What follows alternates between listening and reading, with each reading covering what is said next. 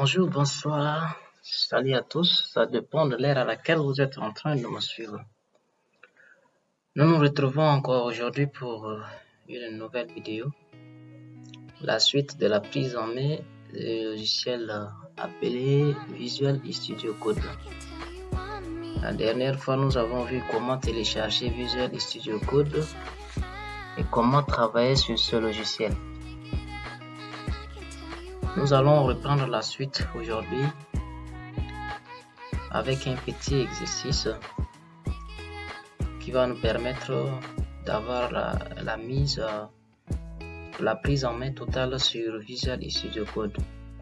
Je vais nous montrer juste un exemple, un travail que j'ai déjà fait sur mon site.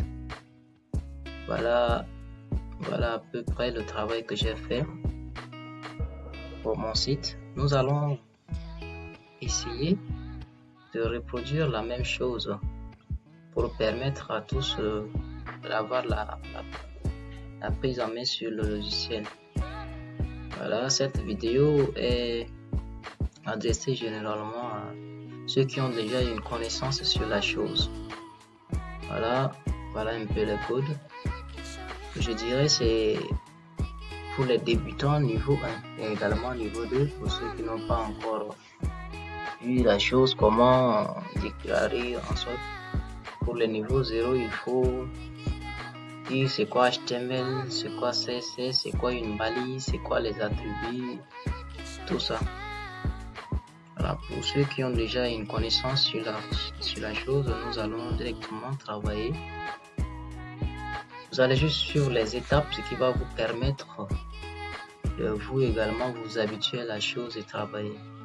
C'est vraiment très facile. Et ce qui est bien en programmation, c'est de travailler, être tout le temps devant sa machine, faire des recherches par-ci, par-là.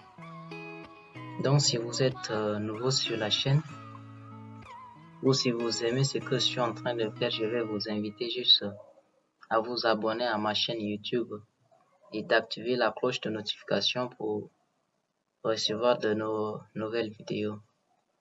Ok, sans plus tarder, nous allons nous allons commencer notre travail. D'accord? Eh bien, avant toute chose, comme je l'avais dit la dernière fois, nous allons créer un dossier, n'est-ce pas? Nous allons créer un dossier, on va créer un dossier, d'accord, que je vais nommer TP. Voilà, mon dossier s'appelle TP. Ok.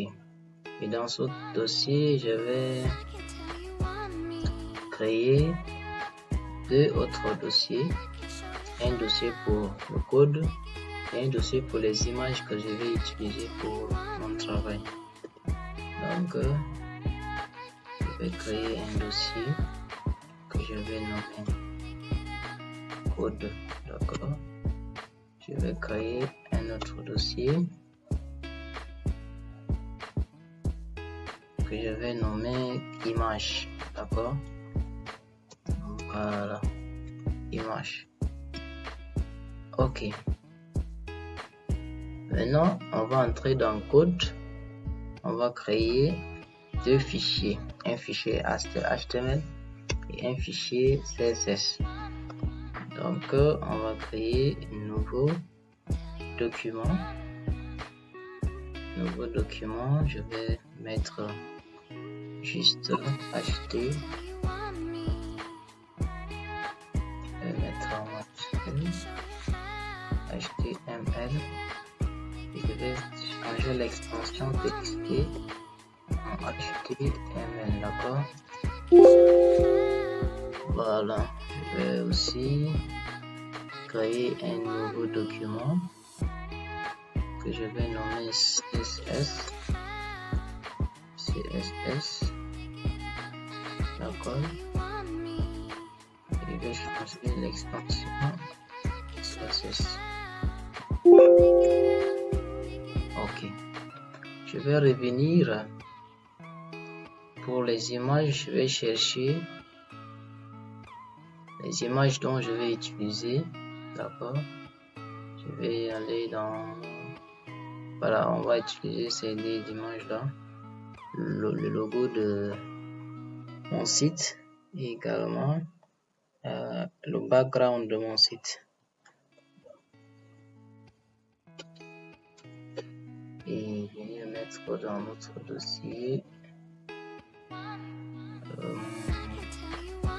TP image. On va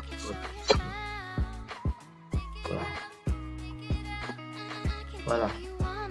Donc l'espace de travail est bien organisé déjà. Donc nous allons juste venir prendre notre dossier TP. On va glisser et déposer dans Visual Studio Code. Ça, c'est une manière rapide d'ouvrir, voilà, son espace de travail avec Visual Studio Code et commencer à travailler. Bien, voilà, mon espace de travail est là. J'ai code. Si je clique là, voilà, j'ai css.css, html.html. Ici également image, le dossier image. Si je clique, voilà, je vais avoir le fichier background JPG et logo en PNG. D'accord. Et bien, on va juste cliquer sur HTML, le fichier, pour me permettre de commencer à travailler. D'accord. Ici, comme je l'avais dit la dernière fois, nous sommes sur le Visual Studio Code. Voilà. Donc, il suffit juste de taper HTML. D'accord. HTML. 2 points. Et puis, je mets 5. Je clique. Ça va me générer l'intégralité du code. Voilà, c'est très facile comme ça pour pouvoir commencer à travailler rapidement. Et donc, la première des choses à faire, c'est de nommer le document. D'accord, je vais nommer mon document. Je vais dire le nom de mon site, là je vais dire mon site. D'accord, mon site, ça c'est le titre. Le site que je vais créer, je mets mon site. Et nous allons ensuite créer un lien pour relier nos deux pages HTML et CSS pour pouvoir travailler ensemble, d'accord. Pour que les deux puissent fonctionner ensemble, il faut les relier. Et on va les relier par la balise orpheline.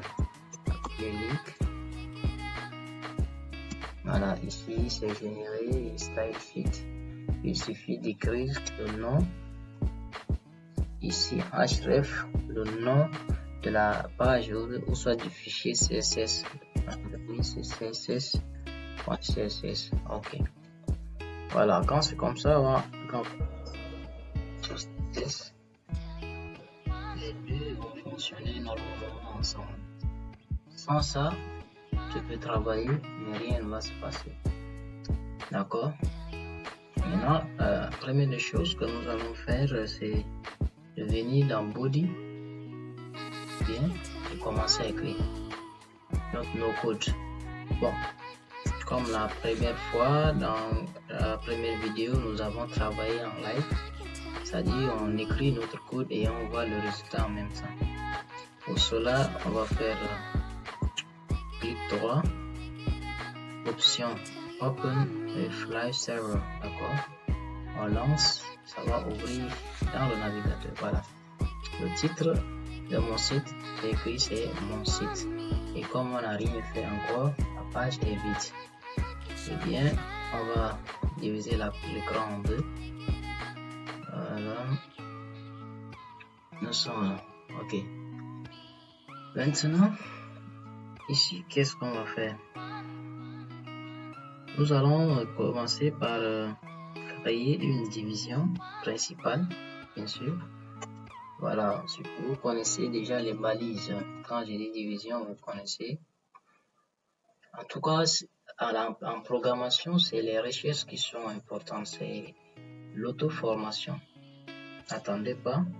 Donc si vous ne connaissez pas quelque chose, rapidement allez sur internet, demandez c'est quoi cette chose. Maintenant la division, voilà. Dans cette division, nous allons créer d'autres divisions. Et comme c'est la division principale, on va donner une classe, d'accord? La classe, on va l'appeler main. C'est comme en langage C, main qui est la fonction principale. Voilà, ici c'est pour dire que c'est la division principale en fait. Alors ici, à chaque fois, quand nous revenons à la ligne, nous devons également faire les tablatures pour que notre code soit lisible. D'accord? On va créer une division encore spéciale. Cette division va nous permettre de faire le navbar. D'accord? Donc on va dire division. On va l'appeler. Appeler cette division, on va lui donner également on va lui donner une classe, d'accord, à cette division. On va nommer icône, ça dit icône, ça dépend de comment vous travaillez. Donc ça c'est juste des exemples. Quand vous allez comprendre, voilà, vous allez également donner vos classes vous-même. Ici on va appeler cette classe icône, c'est-à-dire l'icône du site. On va avoir le logo et puis le nom du site, tout ça. C'est pour ce que moi j'appelle icône ici pour la classe. D'accord? Donc à l'intérieur de cette division, qu'est-ce que nous allons faire ensuite? Donc on va chercher à écrire le nom de notre site en fait. On va écrire le nom comme c'est le titre principal. On va écrire, on peut utiliser H1 ou soit H2. Moi je vais utiliser H1 parce que H2 est très grand, donc je vais dire j'utilise H2, n'est-ce pas? H2. Le titre je vais nommer, je vais juste écrire l'histogramme de mon site qui est FoxBee Antique, d'accord, et là je vais enregistrer avec CTRL S tout court. Voilà, c'est ça l'importance de travailler en live server. Tu écris ton code et tu vois ça en même temps. Maintenant avec H2 nous allons donner la classe H2, on va dire ça logo, d'accord, on va donner un logo parce que juste en dessous de ce titre ou soit de FoxBee Antique va apparaître le logo. Donc on va mettre classe, la classe on va appeler ici logo, d'accord. Ok, voilà la classe logo. On va sortir de là, soit on sort de là, on revient, on va encore insérer notre logo, c'est-à-dire l'image, d'accord. Donc la balise orpheline im, voilà, ici on demande src, ça veut dire la source. Alors comment on va mettre la source? Ici ce qui est important c'est de comprendre où nous sommes et où nous allons partir. Je suis dans le dossier TP et j'ai deux autres dossiers qui sont là. Donc pour trouver les images que je vais insérer, je dois sortir, n'est-ce pas, du dossier et le mettre à la je vais entrer, c'est-à-dire je vais faire deux pas en arrière en fait, d'accord. Donc je vais dire point, je sors du dossier là, je vais faire slash, okay. Voilà, quand on sort et que on fait slash directement, on le propose.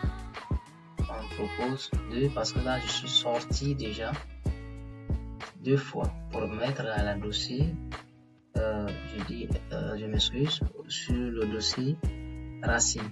Donc, ce qui va nous permettre de choisir là où nous allons partir. Donc, c'est image. Clique image, et dans image, qu'est-ce que moi je vais insérer?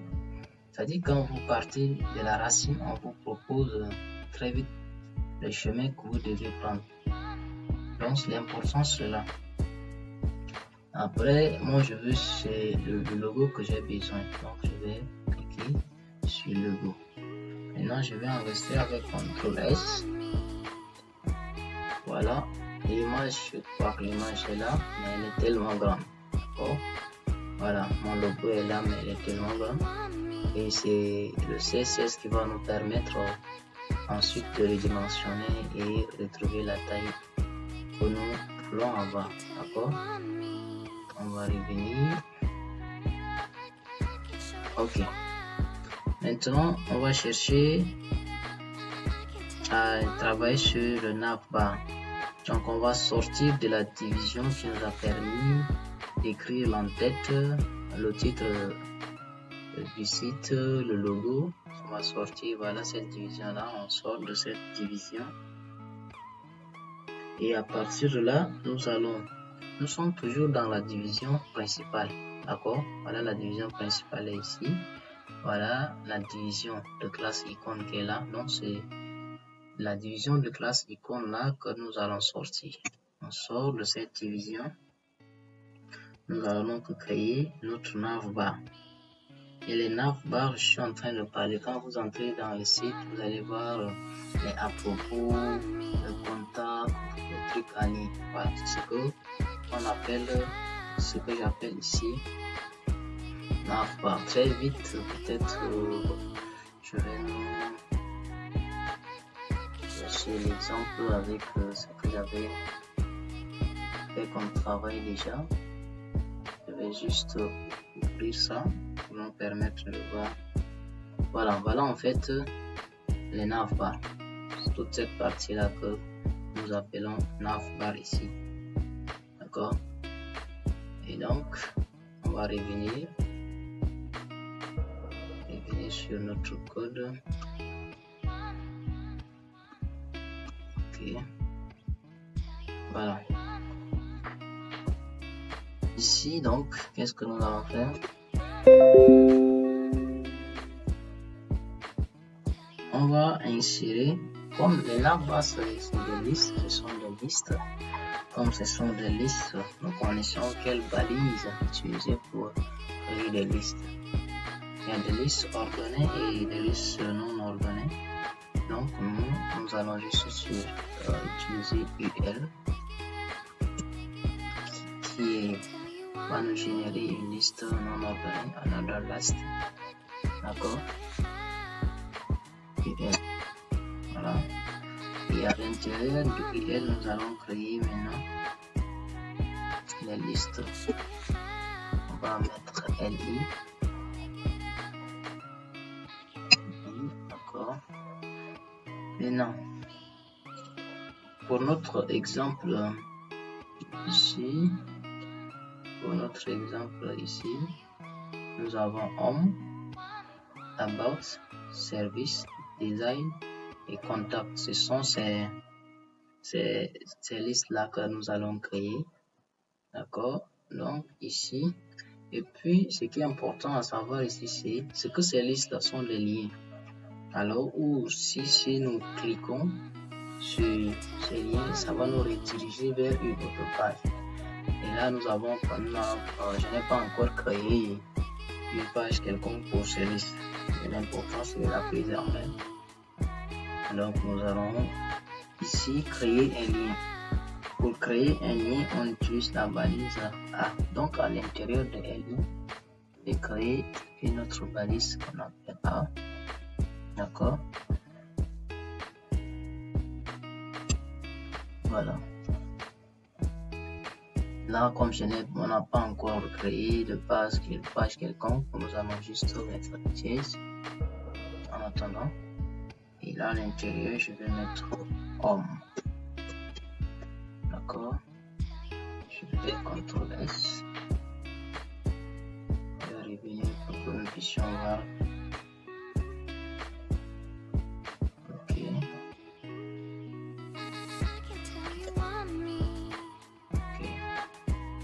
Ensuite, deuxième, je vais juste me faire copier-coller pour nous permettre d'aller rapidement et nous allons changer les annonces. Okay.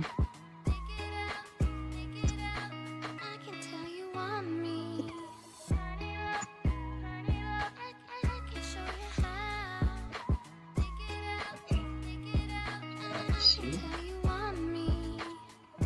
Après ça, ça va être about.